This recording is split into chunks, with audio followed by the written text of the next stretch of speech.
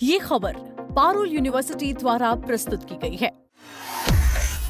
उत्तर प्रदेश के मुख्यमंत्री योगी आदित्यनाथ आज पीलीभीत के दौरे पर रहे, जहां उन्होंने विपक्ष पर जमकर तीखे राजनीतिक तीर चलाए। मुख्यमंत्री ने पीलीभीत के बरखेड़ा और बिसलापुर विधानसभा क्षेत्रों को एक बड़ी सौगात देते हुए 569 करोड़ रुपए की लागत वाली 66 विकास परियोजनाओं का भव्य उद्घाटन और शिलान्यास किया। इस खास मौके पर उन्होंने जनता को संबोधित करते हुए इतिहास के पन्नों को पलटा और कांग्रेस व सपा को तुष्टीकरण की राजनीति के गंभीर मुद्दे पर जमकर घेरा। मुख्यमंत्री योगी आदित्यनाथ के भाषण का सबसे मुख्य और बड़ा हमला देश के विभाजन को लेकर था। सीएम योगी ने इतिहास की बड़ी गलती का जिक्र करते हुए कांग्रेस पर सीधा निशाना साधा। उन्होंने कहा कि कांग्रेस की केवल सत्ता लोलुपता के कारण ही पाकिस्तान का निर्माण हुआ था। मुख्यमंत्री ने बहुत बड़ा बयान देते हुए कहा कि अगर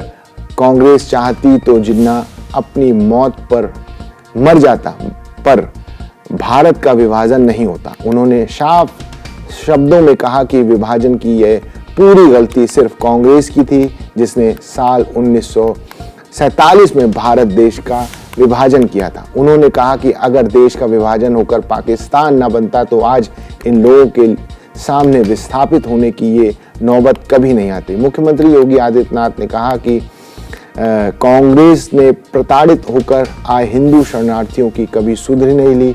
यही नहीं, कांग्रेस की हमराह बनी समाजवादी पार्टी ने भी कहीं भी इन प्रताड़ित हिंदुओं और सिखों के बारे में कभी नहीं सोचा। सपा और कांग्रेस को आड़े हाथे लेते हुए उन्होंने कहा कि इन दलों को केवल मुस्लिम की चिंता सताती थी।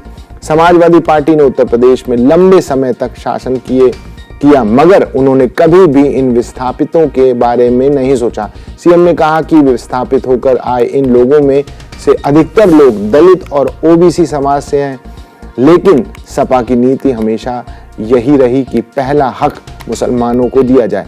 सीएम योगी आदित्यनाथ ने 55 से 56 साल पहले बांग्लादेश से विस्थापित हुए हिंदुओं, बौद्धों और जैनियों को भारत की नागरिकता मिलने पर बधाई दी। उन्होंने भावुक होते हुए कहा कि 55 साल पहले विस्थापित होकर आए 18 से 20 साल के नौजवानों की पूरी उम्र अब ढलने लगी है। उनकी आंखें राह देखते देखते तरस गई। उन्हें लंबे वक्त तक प्रताड़ित होना पड़ा और भारी पीड़ा झेलनी पड़ी, लेकिन अब प्रधानमंत्री ने उन्हें नागरिकता देकर नया जीवन दिया है। उन्हें कोई बाहरी या पराया नहीं कह सकता। सुरक्षा के मुद्दे पर बोलते हुए सीएम ने कहा कि आज यूपी में ब्रह्मोस मिसाइल बन रही है, जिसे छोड़े जाने पर पड़ोसी देश पाकिस्तान पूरी तरह चिल्ला उठता है, जबकि सपा के लोग केवल कट्टा बनाते थे, जिसका इस्तेमाल यहाँ के व्यापारियों और गरीबों को लूटने के लिए किया जाता था। हमारी सरकार का अब ये अटूट लक्ष्य है कि आने वाले वक्त में देश के किसी भी हिंदू को कभी विस्थापित न होना पड़े।